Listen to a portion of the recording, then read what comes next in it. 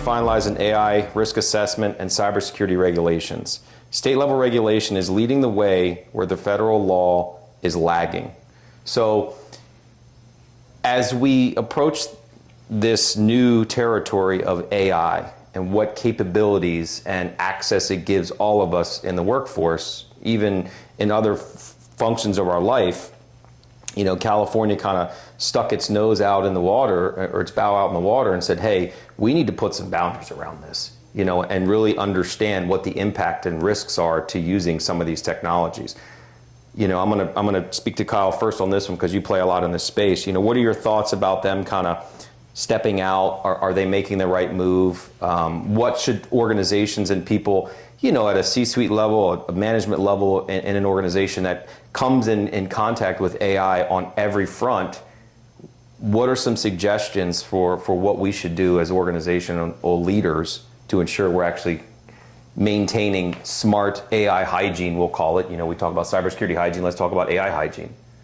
Yeah, I think it's really good that California's taking that step. I think it's a little late. There's a lot of catching up to do, and I hope we can get there. I think it's especially important given the nature of you know, California and Silicon Valley and all of the you know, a lot of the startups that exist over there, especially right now, AI startups galore in that area. So I think that's really important to build that for an organization. You know, addressing AI in their business, it's inevitable. It's going to make its way into your business. Probably already is. You may not even be aware of it.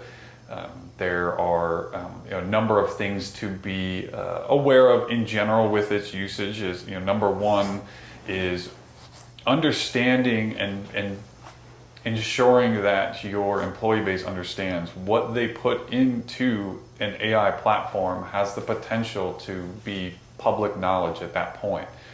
And so if your staff are using AI to, you know, help them in their day-to-day jobs, ensuring they're trained on what they can put in, how they can word what they're putting into the platform, and you know, making sure they're not giving away you know, trade secrets, of course, but knowingly and unknowingly, right? So if you're an organization that develops a product, sometimes you'll have a team of individuals that will be using AI to help them develop that product, and knowingly or unknowingly they may put in information like names of resources, Visio diagrams, documentation, and so all of that potentially could be public knowledge. So being very cognizant of that, and training your staff first and foremost on the do's and don'ts. I think there is a level of governance that needs to be established further from that, from a technical perspective. You're not going to be able to prevent all AI usage. I mean, if, you know, people have their own cell phones, they can have an app installed on their phone, they can do whatever they wish on there, of course, but at least making it a little bit more difficult to put data in a platform that you don't sanction. So establishing technical controls that say, hey, this AI platform is completely blocked from use, using your existing tool sets to do that. There's many you know, features inside the Microsoft stack, for example, that can allow you to do that. But establishing that early, and if you do choose to procure some sort of AI tool set, doing the due diligence and looking into that company that you're going to be working with. You know, when we procure a tool set, for example, it doesn't even have to be AI. We consider a couple different options, and we do some research into those companies because that's part of the supply chain at this point. And so ensuring that your you know, the company that you're essentially going to be giving a lot of data to, that they can be trusted with it. Looking at things like, are they compliant against different industry regulations like SOC 2, FedRAMP, CMMC eventually, NIST. Yep. FedRAMP is an important one, you know. Yep. That was, go ahead. Yeah, and just you know, those are for us, those are, you know, very early on. If they don't meet those standards, it's almost a deal breaker. You know, in putting that sort of data into that platform. And also what where are they storing Yep. both physically where are they storing, and then is it secure? Who has access Like, to it? what country are they storing that data in? Are they storing that data? What's their retention, destruction policies and Yep. processes as well? Because, just because we said earlier with CMMC, you have a responsibility for securing your environment, securing your client's environment and your data. And even if you're using other tool sets, you still have obligations that you need to do your due diligence. And cyber insurance is a good example of that. Are you doing your due diligence to look at these processes and tools and implement these processes and tools? Because if you were breached later on, so if we just said, okay, we're just going to store this data, allow this data to be stored wherever willy-nilly, our stuff is in there, our client stuff might be in there, and what if they get breached? We're still going to have obligations and responsibilities and requirements of that. And if we don't prove to our cyber insurance company that we have done our due diligence to ensure that whatever tools we've selected to be implemented, we may not get paid out if the cyber insurance deems that we didn't do our due diligence. Yep. So I think it's really important to talk through that. Not to get too far ahead. That's part of our main topic. Well, I did want to say, it did remind me, you said the state, and we talked about the DoD from a CMMC perspective. I will tell you right now that CMMC is going to go beyond the DoD, and they're going to quickly go beyond the DoD. And so if you, as an organization, believes that, well, I'm not going to go after DoD work, therefore I won't have to protect CUI data, I think, and therefore it might not apply, I think that you would be wise to use CMMC as a guiding light for you, yeah. as a differentiator, Absolutely. as a tried and true best practice set of activities that help protect you, that could align with your cyber insurance requirements, number one, regardless of whether you're going after DoD or not. Two, better protect your data and your client's data, and protect you and try to prevent as much as possible a breach from happening. Like even if it comes from internal, most breaches or most security incidents often come from insider threat, through malicious or otherwise. Correct. Unintended. And AI is one of those examples where unintended. data gets put in there, and now if an adversary has access or can quickly gain access and use that, it can get pulled out somewhere else and used against us, used against our clients' information, data. So I think that using CMMC as a good baseline for your organization, even if it's not required yet, at the very least start with something like ISO 27001, the baby bear I call it, ISO 27001. It helps you put in protections in place, not only for CMMC or cybersecurity or IT or process, but also for AI potential.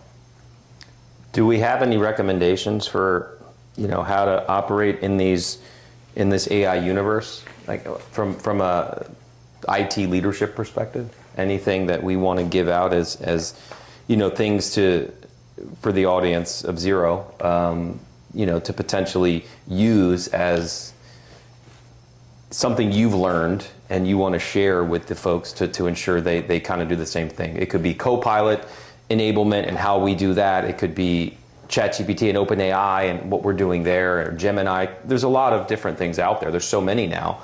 Any recommendations for the folks out there listening? My answer might surprise you. My first recommendation is to build a solid training program inside your organization. Not even talking about any tools or technology used to deliver the training. None of that, yet. But just establish a culture around understanding the risks of AI, and also understanding how to properly use it, because there are a lot of plus sides to it.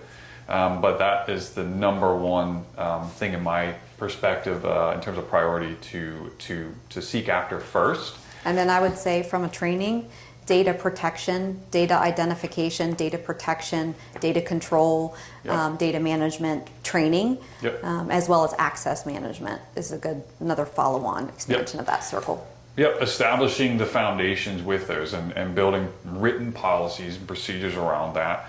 And then moving into the technical side, I think it's important as a second second priority here is to understand the usage in your organization across all of your users, across all of your devices. There are methods in which you can do this to monitor this. You can, if you're a Microsoft shop, you can set up Defender for Cloud Apps to look at what your users are going to, what AI platforms they're going to, what they're logging into, what websites they're going to, but more specifically those categorize as AI, and feeding that information into whether it's you want to do regular reports from Defender for Cloud Apps, or automating some of that, sending it over to Microsoft Sentinel as your SIM, and using building dashboards on that side of the house to understand the usage. Because then once you understand how people are using it, then you can figure out how to govern the usage of it. So if you see, hey, I have a staff of 1,000 users and 90% of them are using Gemini, for example. So you can really, maybe you didn't know that they were doing that. It was kind of on the side, shadow usage, if you want to call it that.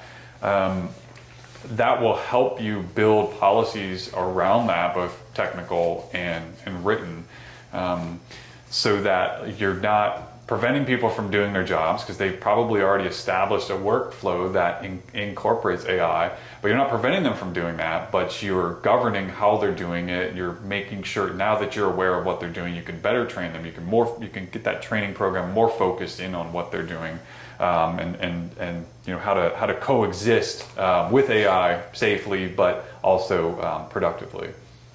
So training, own awareness, and then data governance, and monitoring. and then set up your infrastructure and Yep. supporting Yeah, technical and Yep. written policy, of course. Yep. And once you understand that usage, the third step to that is just start sanctioning, unsanctioning those platforms. If you feel strongly against one or another, or you see usage going to let's say you're against the uses of DeepSeek, which is a Chinese-owned organization, or an organization from China. You're against the usage of that. Now you can see clearly that this is being used in the organization. You start to block those. Yep. Again, it's also important to know when you block these on your computers, your workstations, just know it's not completely blocked from users getting their hands on it. Again, they have their own cell phone, their personal cell phones. They can always do their own thing, but making it more difficult to do that. And again, going back to the training portion, is just, hey, this isn't a good idea. This is how you should use it instead. Here's this tool, use this instead. So I think those are three pretty easy, I wouldn't say easy, but three critical steps you should take to establish some sort of governance and efficient use of AI in your organization. And then you wrap that in with continuous evolution and enforcement. So now, performing internal audits, looking at the data that you're starting to capture and collect, taking actions on those, sending out new advisories in the organization for awareness. Communication's key. Communication. Keeping everybody in the loop, in the know. 1,000%. If you see something, say something. That's something we try to educate all of our staff. See something, say something. Yeah. Something seems off, you got to raise your hand and raise a red flag. Yep, exactly. And then updating your infrastructure, updating your policies, doing remedial training, maintaining, managing, and continuous evolution. It's not just the checkbox. We've done those things. Now we're going to continuously repeat that. Absolutely. To make it better. Yep.